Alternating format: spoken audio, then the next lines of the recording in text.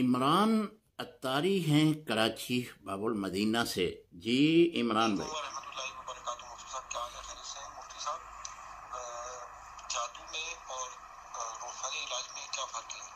हम किसी बीमारी का इलाज जो है वो रूहानी इलाज के जरिए, वज़ाइफ के जरिए, कुरान पाक के आयत के जरिए करते हैं और उससे फायदा होता है। और जादू वाले भी जो है कुछ बीमारियों का इलाज जो है वो जादू के जरिए करते हैं। तो इसमें और उसमें क्या फर्क है?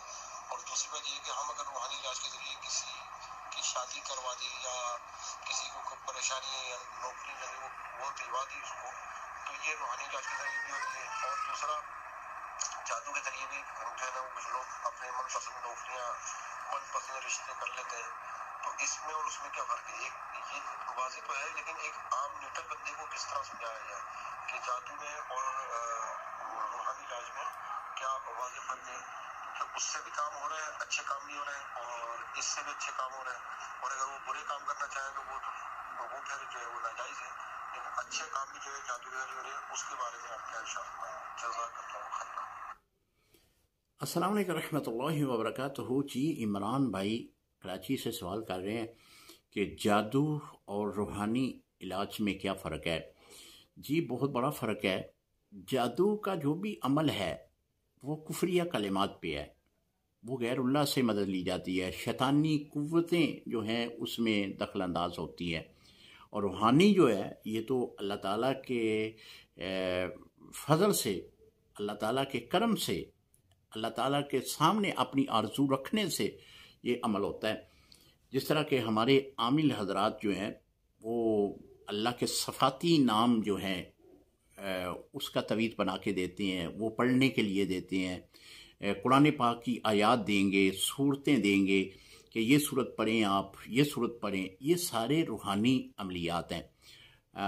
और जो जादू है वो शैतानी कुव्वतों से हासिल होता है।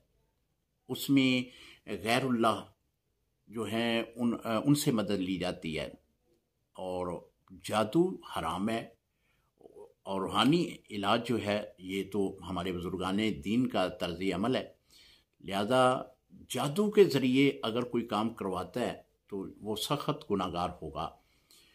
अक्सर हमारे पास भी ऐसे लोग आते हैं तो जो कहते हैं जी कि जादू के ज़रिए जो है हमने फ़लाँ काम करवाया था, फ़लाँ काम।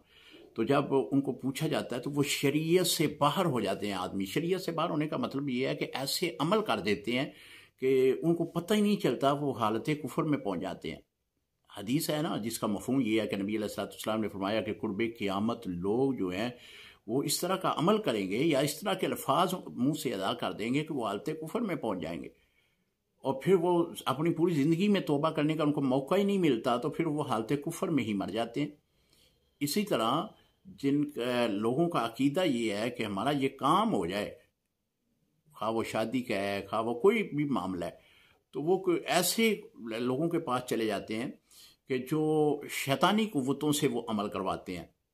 तो फिर वो काम उनका हो जाए तो एक तो वो अपना अकीदा पुख्ता कर लेते हैं, दूसरा फिर वो कुफरिया कलिमात पढ़ते भी हैं, कुफरिया कलिमात को इस्तेमाल भी करते हैं, कुफरिया कलिमात जो है अपने गले में भी डाल लेते हैं। और ये जो है उनको पता भी नहीं चलता, वो हालत कुफर में पहुंच जाते हैं।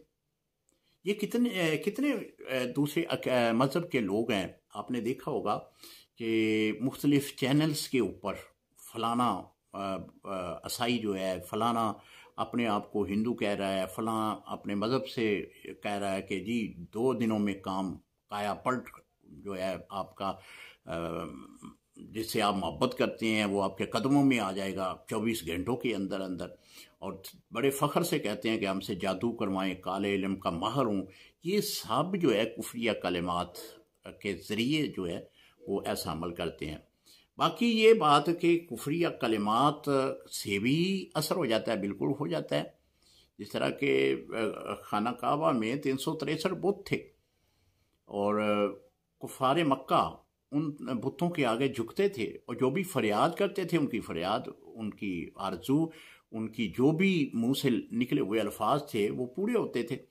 और पूरे इसलिए होते थे कि शैतान उनको मज़ीद उन बुतों के अकीदे में मजबूत करने के लिए उनके वो काम कर देता था। लिहाजा मेरे भाई ये ईमान का मामला है, इससे बचना चाहिए। और अगर इस तरह को कोई अमल किसी ने कर लिया है तो उससे तौबा करे और तजदीद ईमान करे। अस्सलामु अलैकुम व रहमतुल्लाहि व बरकातहू।